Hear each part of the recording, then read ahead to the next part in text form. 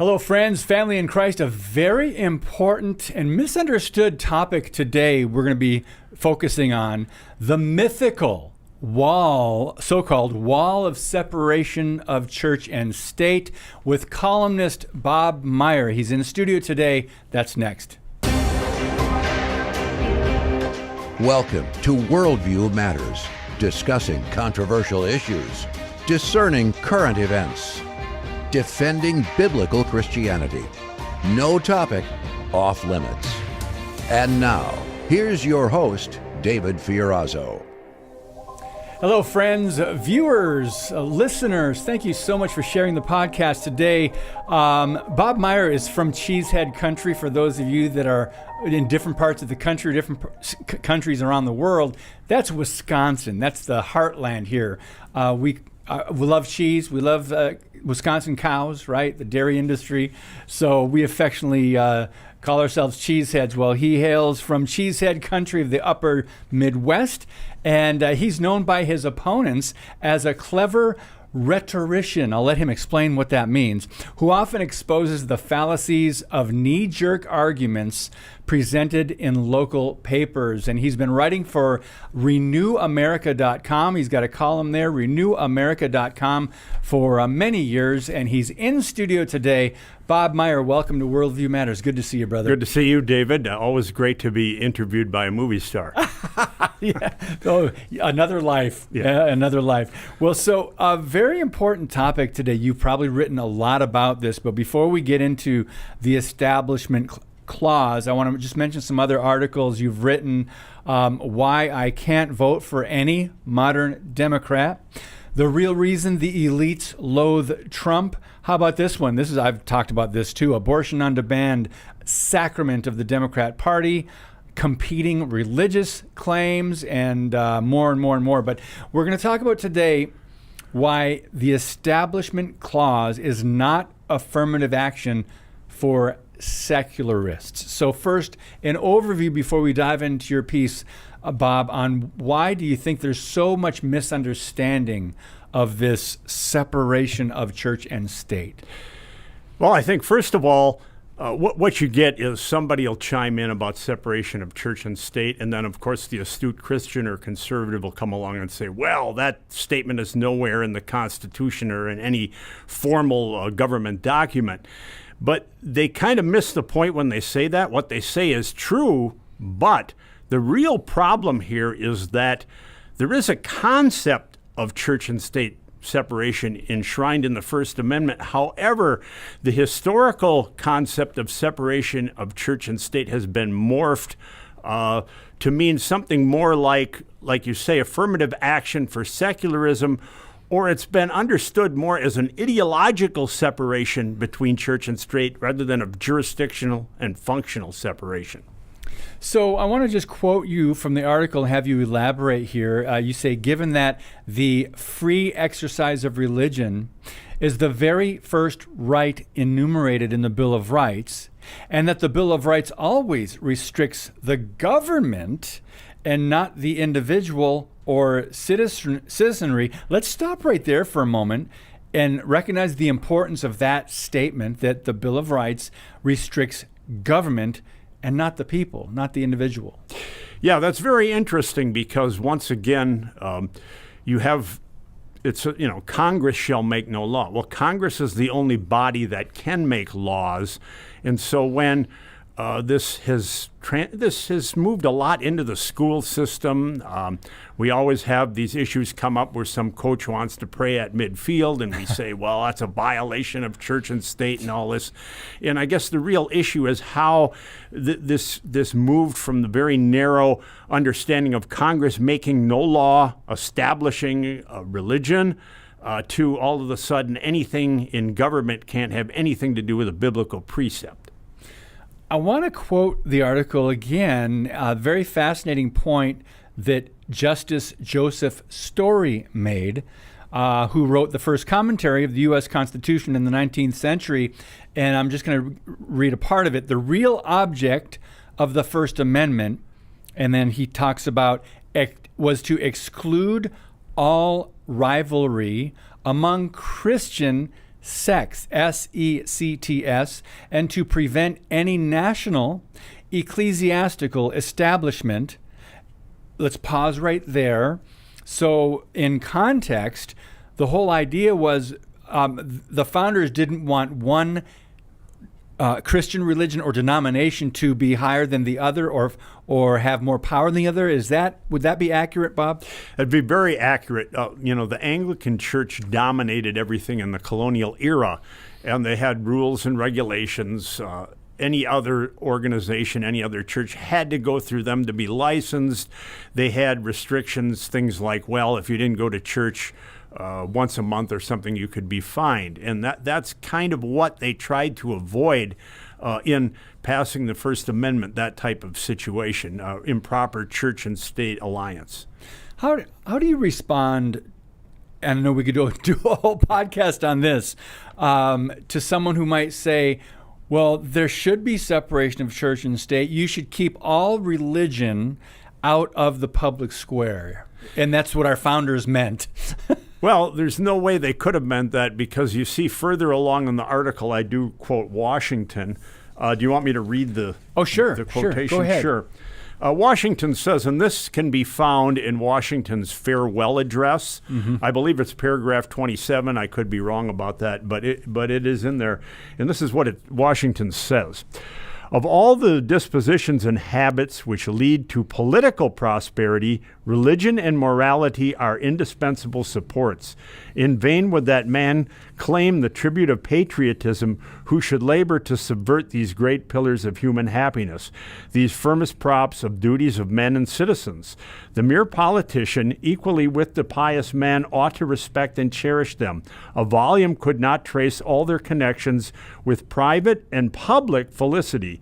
Let it simply be asked, where is the security for property, for reputation, for life, if the sense of religious obligation desert the oaths, which are instruments of investigation in courts of justice?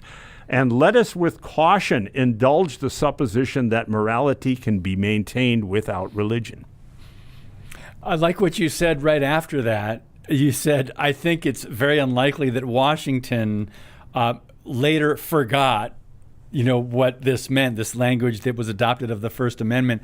And not all of our founders, but most of them, if they weren't Christians, biblical Christians, they at least had some sort of understanding or support for a creator, a deity, and prayer to a higher power. Isn't that correct? Yeah, that's very true. I can't say, we can't say every every key founder was a born-again Christian, but all of them saw that there was a connection between religious precept and good government, every one of them.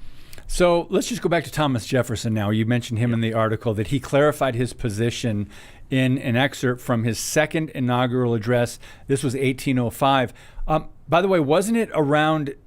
was it 1798 or 1802 when that famous letter of Jefferson to the Danbury Baptist Association? Isn't that around the time that letter, a personal letter? I believe 1802, yeah. So that was where, people get this misunderstanding that you need to keep government out of religion, and that wasn't the case at all. We couldn't speak about it, right? That's right. Yeah, actually what had happened there is the Danbury Baptists were a minority in New England.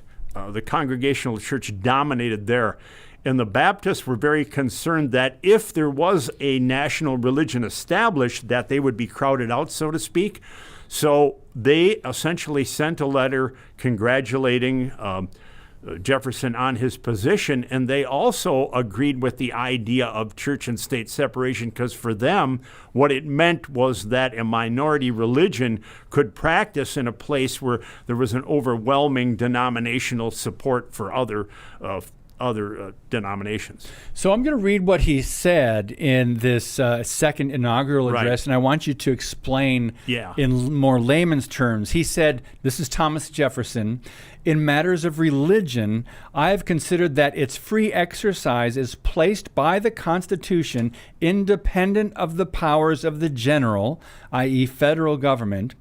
I have therefore undertaken on no occasion to prescribe the religious exercises suited to it, but have left them as the Constitution found them, under the direction and discipline of state or church authorities acknowledged by the several religious societies. Please explain that. Yeah, during the first administration of Jefferson, he was criticized a lot because, like Washington and Adams before him, he did not issue formal national days of prayer and things like that.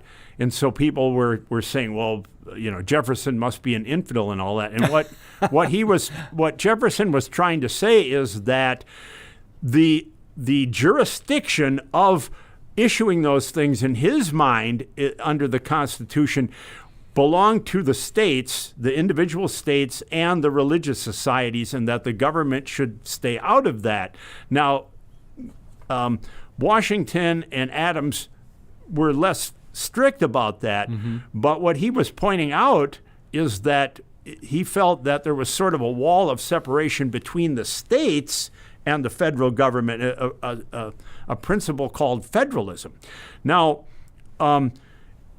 when Jefferson was governor of Virginia, he did, in fact, issue days of prayer and fasting and so forth as governor of the state. But he did not do so as the magistrate of the United States of America. And interestingly enough, if we look at the preambles, I used to have a list, I may have it somewhere yet. Of the states? If we look at the preambles of the states, yes, we see that God is mentioned in every state preamble, probably up until the time Alaska and Hawaii were brought into the Union. Wow. And that's a very important point that we very rarely hear, because, of course, the media won't repeat that truth, that in the preambles of all the states, there was a belief or a shout out to God, Almighty God, Creator. Final question before we have to take a very brief pause, Bob. And by the way, again, friends, the website renewamerica.com, and you can find Bob's column there. He goes by Robert Meyer. Did America establish a secular government then, even though many of them were believers? And then you answer the question, you can elaborate here. You answer the question, it depends on what you mean by the word secular. Because if you mean non-ecclesiastical, then yes. If you mean anti-biblical government, then no. Explain that. Yeah, exactly. Again, this is one of those things that secularists have sort of jumped on. Yep. In other words, we did not establish a government that was ruled by clerics. I believe they refer to that as an ecclesiocracy. Something like what you have in the Middle East, where the government leader is essentially the puppet of the cleric. But when I say anti-biblical, no, because we did not say that biblical precept could not in some way influence public policy. All right, we're going to take a brief pause. When we come back with Bob Meyer, we can't let this episode end without talking about the misunderstood Johnson Amendment you may have heard a lot about, especially when President Trump first campaigned to be the Republican nominee. He was going to appeal or repeal the Johnson Amendment. We're going to talk about that and more when we come back. Introducing Patriot Mobile, the wireless carrier that stands with you. We are committed to supporting the values that make our nation great. With affordable plans and reliable nationwide coverage, Patriot Mobile is not just a wireless service. It's a call to action for those who believe in the American dream. Get free activation now with promo code DAVID.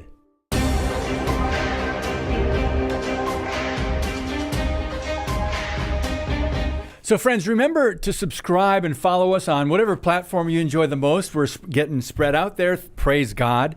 And so we're available in different places. But if you want to find episodes with your favorite guests or go back and find some past in our archives, you can go to worldviewmatters.tv. Simply use the search function. It's the magnifying glass there in the upper right part of your iPhone or laptop, and you can just type in whatever guest you'd like, that worldviewmatters.tv, and type in a guest, and you can find all the episodes we've done with him or her.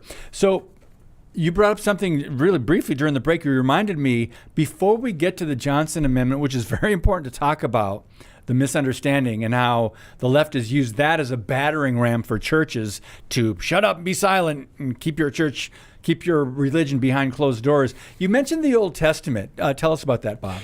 Well, frequently people say to you, well, Meyer, if you want a theocracy, go over to the Middle East. I'll even pay for your plane ticket, that type of thing. But, and even in the Old Testament, you had a separation of church and state. I mean, it is a biblical idea. Now, if you look at the record, 2 Chronicles chapter 26, starting in verse 16, it is regarding King Uzziah.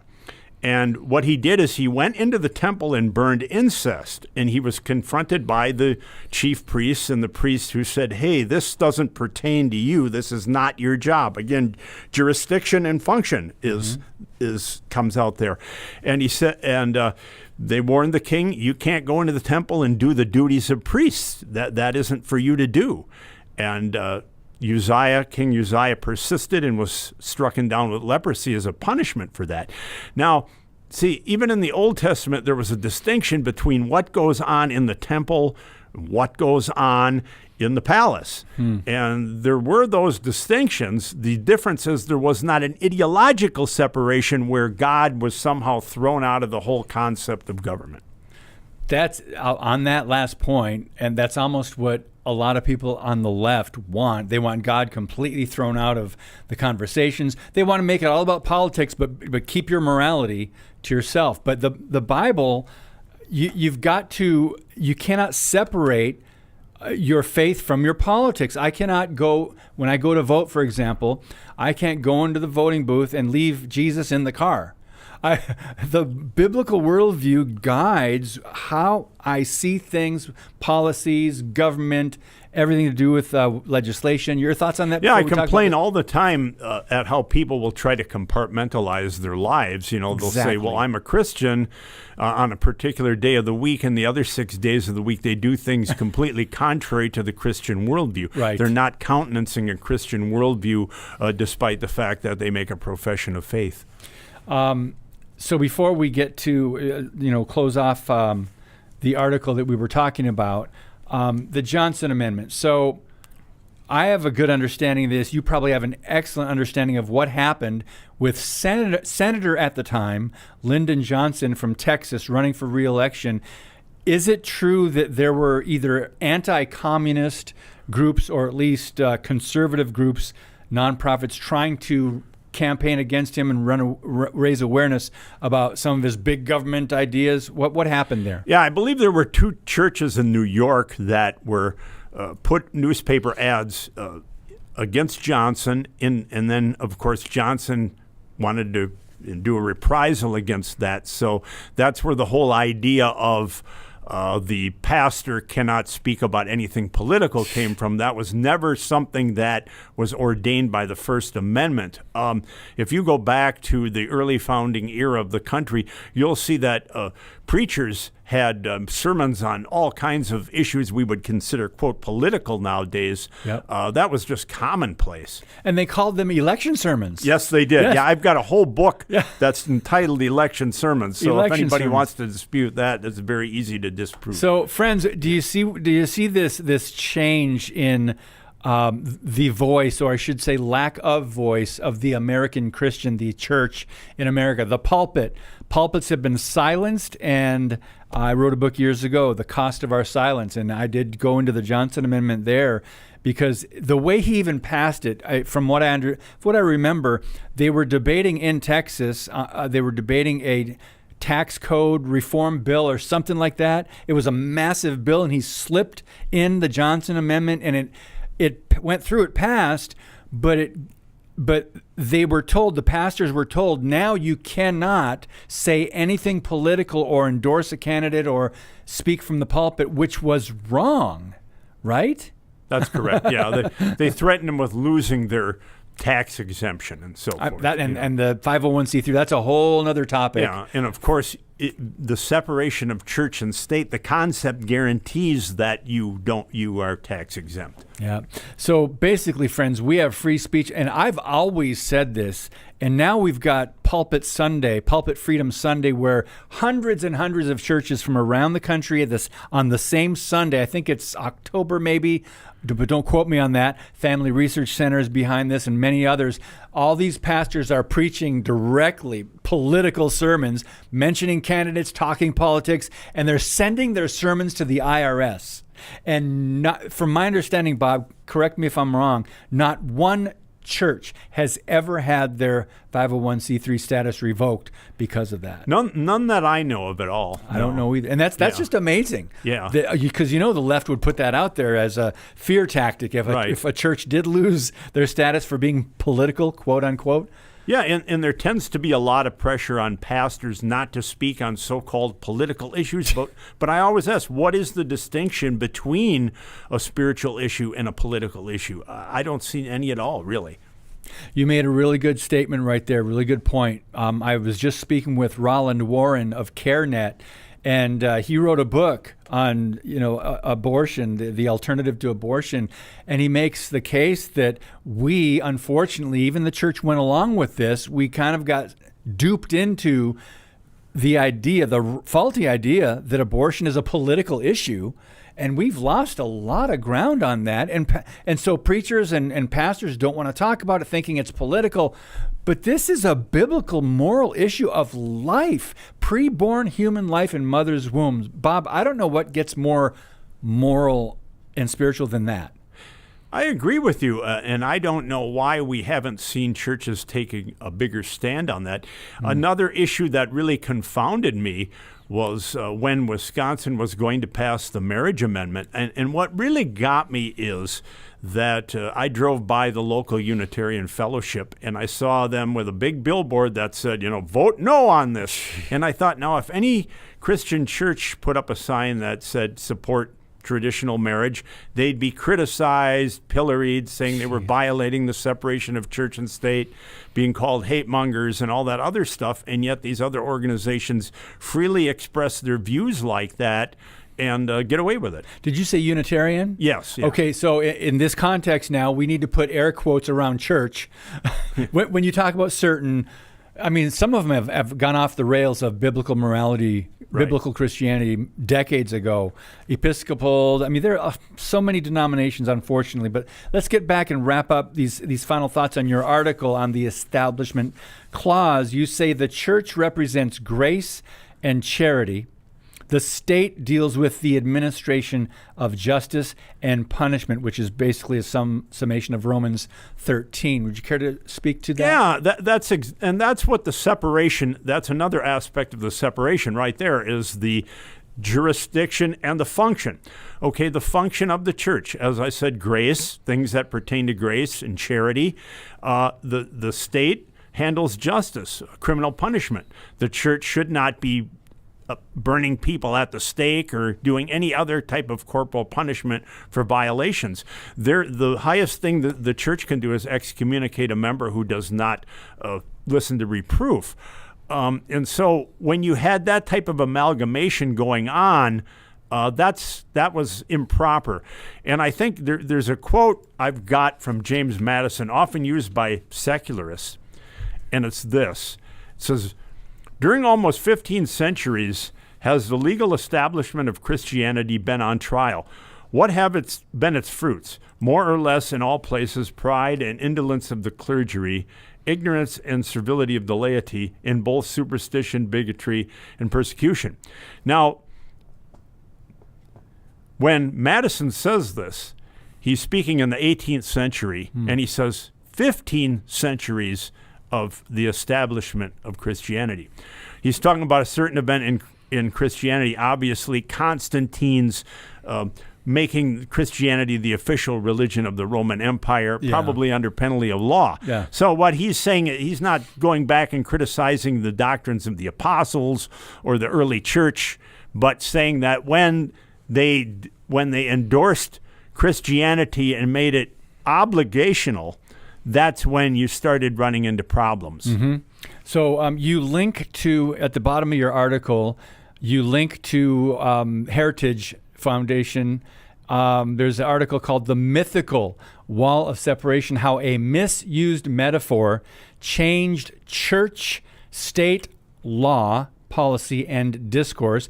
Very important article, but I want to close maybe with the quote from Supreme Court Chief Justice William Rehnquist, and have you wrap us up here. 2.5 minutes left. He said, and by the way, this is his dissent to a 1985 decision. He said, no amount of repetition of historical errors in judicial opinions can make the errors true.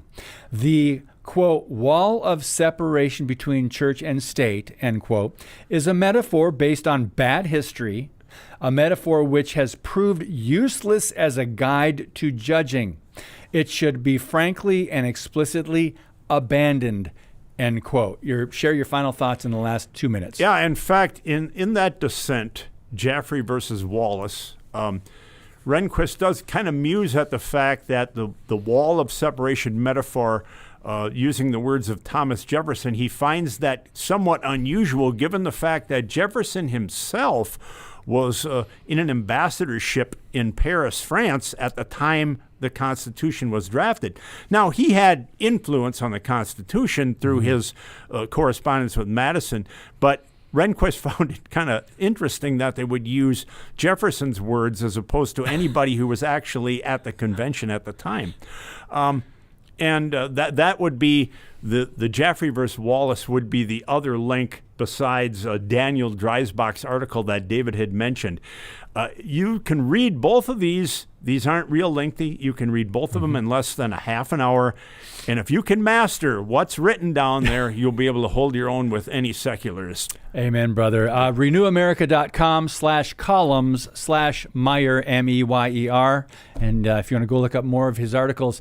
So important, friends, because the left, the Democrats, the socialists, they're going to try to silence us. But we should not self-censor and silence ourselves by not speaking up in the public square, not speaking about so many important biblical issues. And these things matter. They're not, quote unquote, political. Bob Meyer, thank you for being in studio today. It was fun. So glad to be here and look forward to being back, David. Yep, it was a great topic. Very important topic, friends. Go look up more on this, the so-called separation of church and state. I think that's like the second biggest lie in America, the separation of church and state. And I'll let you guess what the first one is. I'll let you know next time. But anyway, God bless you, friends. And as always, keep speaking the truth about things that matter.